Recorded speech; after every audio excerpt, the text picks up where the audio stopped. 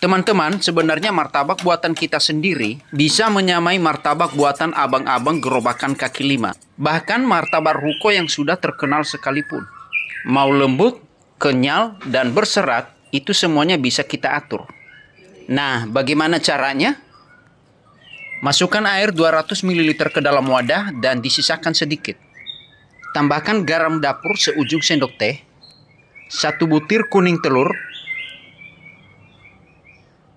vanili cair secukupnya, pewarna makanan kuning muda atau pewarna kuning telur 2 tetes saja, susu bubuk setengah sendok makan, gula pasir 60 gram. Lalu kita aduk-aduk sampai bahan-bahan ini larut dan tercampur semuanya. Nah, sekarang masukkan tepung terigu protein sedang 200 gram dan kita masukkan secara bertahap. Kita bagi 2, yang sisanya kita sisihkan dulu. Kemudian kita aduk-aduk. Kita aduk-aduk sampai terigu ini basah semuanya. Lalu setelah semuanya sudah basah, kita akan tambahkan terigu yang masih kita sisakan tadi. Masukkan aja semuanya, hanya 2 kali tahap. Kemudian kita aduk-aduk lagi. Nah, sekarang kita ngadon seperti ini. Keruk adonannya dari bawah, tarik ke atas sambil digesek ke dinding wadahnya. Dan tindakan ini lakukan terus-menerus sampai adonan ini menjadi halus, lembut, dan elastis. Tetapi jangan sampai adonannya menjadi encer ya. Nah, sebenarnya di dalam pembuatan martabak ini jangan hanya berpatokan pada resep ya. Resep boleh benar semuanya, tetapi teknik itu sangat penting. Karena teknik itu kalau salah, hasilnya juga pasti beda. Coba kita lihat tingkat kekentalan adonannya. Nah, ini masih agak kental ya. Nah, karena saya mau adonannya agak encer sedikit, maka saya akan tambahkan air 60 ml. Dan diaduk-aduk lagi. Kenapa saya buat adonan ini agak encer sedikit? Karena saya mau martabaknya itu nanti agak lembut ya. Memang perlu diakui kalau adonannya agak encer, martabaknya itu nanti tidak terlalu tebal. Tapi nggak apa-apa, karena memang maunya saya martabaknya itu lembut ya, bukan tebal. Lalu adonan ini diistirahatkan minimal 1 jam. Setelah diistirahatkan sampai 4 jam, dan masukkan soda kue cukup 1/4 sendok teh saja. Lalu dilarutkan dengan air 1 sendok makan. Kemudian diaduk-aduk lagi sampai bahan pengembang ini bisa tercampur dengan merata. Sudah, dan sudah siap untuk kita panggang. Ayo menuju kompor. Nyalakan kompornya dan panaskan loyangnya. Nah, loyangnya sudah panas optimal ya. Kira-kira seperti ini. Dan kita kembali kecilkan apinya. Kita kecilkan asal nyala aja. Kemudian kita aduk-aduk adonannya.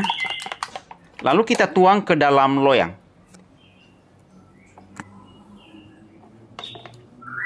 Bentuk pinggiran martabaknya. Dan besarkan kembali apinya. Teknik-teknik pengapian ini perlu diperhatikan ya. Ini sekedar pemberitahuan saja. Loyang saya ini ukuran 22-26. Jadi takaran adonan tadi cukup untuk sekali cetak saja. Dan perlu juga diketahui, beda peralatan yang dipakai pasti juga beda hasilnya. Walaupun loyangnya itu ukurannya sama. Jenis kompor juga sangat berpengaruh. Tapi buat teman-teman nggak usah takut. Yang penting sering-sering saja latihan. Lama-lama juga nanti pasti akan tahu. Oke, sekarang kita tabur gula pasir di adonannya. Tabur dengan merata. Penambahan gula ini bisa di skip ya, jika tidak begitu suka rasa manis yang berlebihan. Kecilkan kembali apinya, kita hanya menggunakan panas loyangnya saja. Lalu kita tutup, dan jangan lupa beri celah uap panas. Eps, dibenarin dulu sebentar. Dan tunggu kira-kira 2-3 menit. Setelah itu kita akan intip atau kita lihat. Kita coba buka tutupnya. Nah, ini udah mulai kering ya. Lalu kita tutup kembali dan tutup full ya. Tunggu kira-kira 20 detik sampai 30 detik. Lalu kita akan buka. Nah, ini ya, udah kering dan dengan cepat kita angkat dari loyangnya.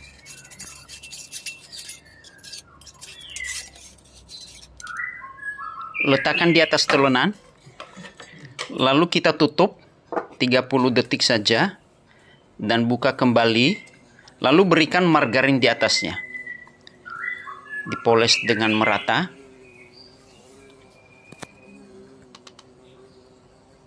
Nah, ini adonannya lembut ya. Ini benar-benar lembut. Seperti yang diharapkan. Potong bagian tengah martabaknya. Dan berikan topping sesuai dengan selera masing-masing. Di sini saya memberikan topping dari keju parut ya. Dan tambahkan susu kental manis. Kalau susu kental manis ini tidak begitu suka, bisa di skip saja ya. Lipat martabaknya. Rapikan toppingnya agar tidak berjatuhan. Kemudian berikan margarin di kulit luar martabaknya. Nah, ini dia penampakan bagian dalam martabaknya. Berserat dengan baik ya. Tidak bantat. Kemudian potong martabaknya sesuai dengan ukuran yang disukai oleh masing-masing. Perlu dipotong dengan pisau yang tajam agar hasilnya lebih rapi dan tidak belepotan. Oke, sudah selesai dan sudah siap untuk dicicipi. Saya akan coba satu potong. Ini martabaknya berserat ya. Dan lembut. Tetapi tetap kenyal ya. Dan saya akan cicipin. Enak banget. Pokoknya rasanya mantap. Nah teman-teman, kalau saya bisa membuat martabak yang rasanya tidak kalah dengan buatan abang-abang. Dan saya yakin teman-teman juga bisa.